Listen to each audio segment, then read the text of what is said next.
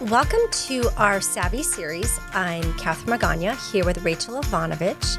And here we are, the final stretch of 2025. And as we're kind of in this first... Made it into 2025. Right? And it was interesting because Rachel and I were talking the other day and we're like, wow, like it's after Halloween and then all of a sudden you have like Thanksgiving and all of a sudden it's going to be, holidays the new year. I know. It's like, wow, we're like wrapping up. We're almost towards the end of the quarter. And I just finished tax season. So yes, you just barely got into 2025. I know. And so we're kind of thinking, okay, what's some good things to think about as we're kind of wrapping up this year and kind of some things. And reviewing goals and what did I set out to do at the beginning of this year? What were my intentions? We always pick the word for the year and what's our intention. And now here we are. And it's like, okay, well, we have a couple more months left. Yes. So we thought we'd talk about kind of a fourth quarter money checkup. And it's like your annual wellness exam, but just for your financial life. And so this is a good time to really take a step back and kind of reflect on, like I said, where am I at this year? Make some moves to boost your savings and reduce your tax bill. Well, of course you want to talk taxes. Of course I do. And so it was interesting. I recently, for one of my goals is, I have twins that are going to college in a couple years. How are you doing saving for that? And so we've been saving since they were born. And then the last couple years I've been increasing. Well, we just increased it again this month, so going forward the next couple years. So are they going to go to a 4-year? So I think so. I mean, they're going to explore all options, probably in state in California, but I'm not sure exactly what that'll look like yet. But the thing is, the most expensive part of it is the housing. So isn't that crazy? I know. Yeah, it's a good thing we're planning ahead. Yes. So this is a good time as we're kind of wrapping up the fourth quarter to look at what are some of your goals for this year. Are you on track and reflect? And there's still time left. I mean, there's the year's not over yet, and just kind of revisit what some of those numbers are. And so we thought it would be a good time to kind of look at some year-end money moves, and so we can finish strong. And so kind of the first one is really looking at maybe some of your retirement contributions. So pull your pay stubs. Yes. That's the first step. And if you haven't already maxed out your 401k or your 403b, maybe you're self-employed, you want to make sure that those are on track to hit the maxes, or at least if you have an employer match, make sure that you're getting your match. And what also comes up around now, between now and the end of the year, are some of you that are self-employed, there is the salary deferral, so you want to make sure that gets in between now and the end of the year. It has to be in before December 31st. Correct. And then in addition to the salary deferral, then you do have the profit sharing portion you can contribute in for the solo 401k, and then for SEP IRAs, it's the profit sharing. But it's tricky because you have more time. And they have all different deadlines. Yeah. So for the salary deferral piece that you just referenced, so you can do the $23,000 to the 401k or the solo 401k, but that has to be in before December 31st. And if you're over 50, then you can do the catch-up contributions. And I think the max for the year would be $30,500. Or is it 31? Yeah. It changes every year. And I just finished 2024, so maybe I'm a little confused. And then you have now to do the profit sharing part. Now you have until the deadlines of your tax return for next year. So if you file an extension, it depends on if you have a sole proprietorship or if you have a business that's incorporated. So it depends on the structure of your business. But you may have until March 15th, you may have until April 15th, or September 15th, or October 15th, depending on your own unique situation. Yes. So okay. Check with us. Yes. So then continuing on the tax path. Yes. It's really important to look at your taxable investment accounts right now.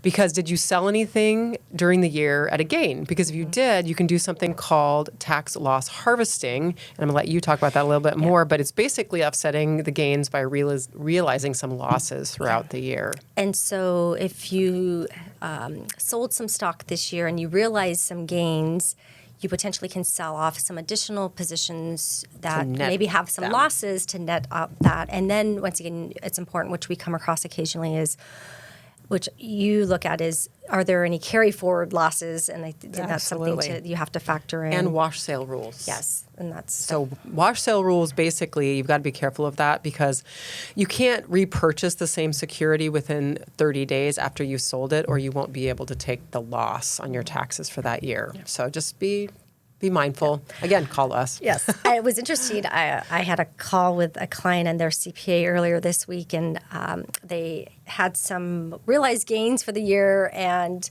we were looking at they're doing some projects, and we're looking at maybe needing some more money, and so we're potentially looking at next year instead of this year.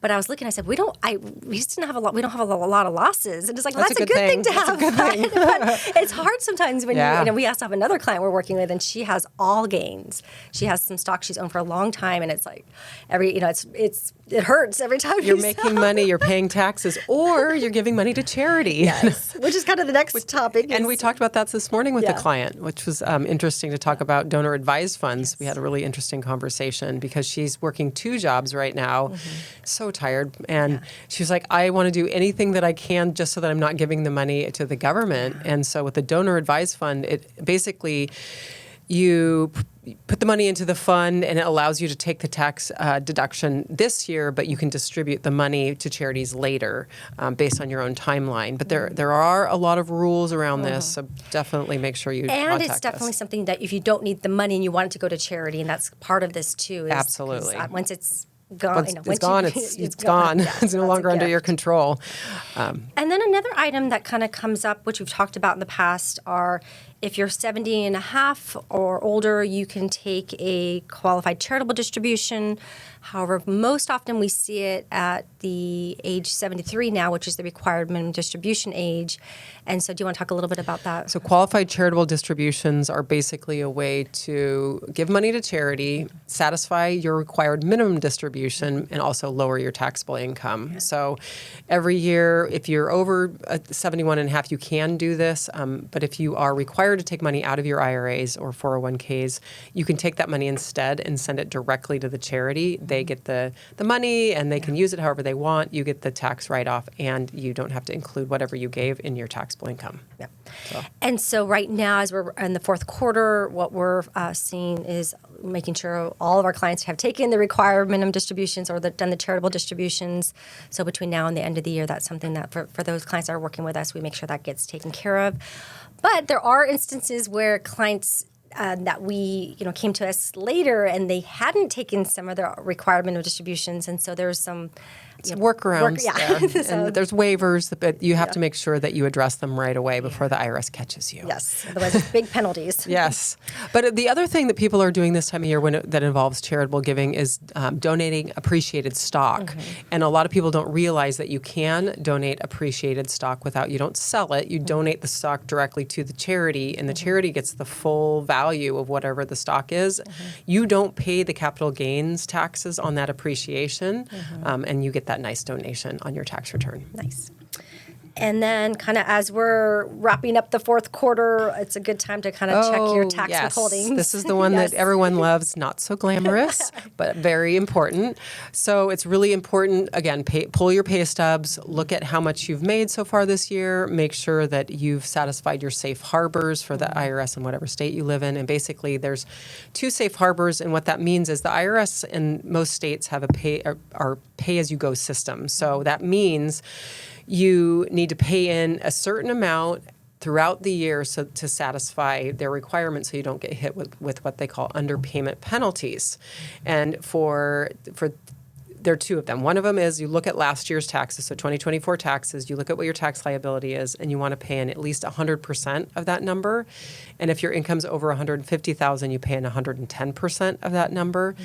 If your income has fluctuated and gone down substantially, oftentimes we'll take the second safe harbor, which is a 90% of whatever you think the current year tax is going to be. So you need to work very closely with an advisor if you've had a change in situation, just to make sure that you've had enough paid in through withholding, and we can help you with that strategically plan. And it's interesting where we were reviewing somebody's pay stubs as you're doing some tax planning for them, and what we found was they're making Roth contributions, and they didn't even know it. No, and they really need the pre-tax right now based on their taxable income, and so it's those types of things, those details that are important, and making sure what's best for you. Work with an advisor. Yeah, because she's like, I don't want it to go to the government, so call us in advance, please. Exactly.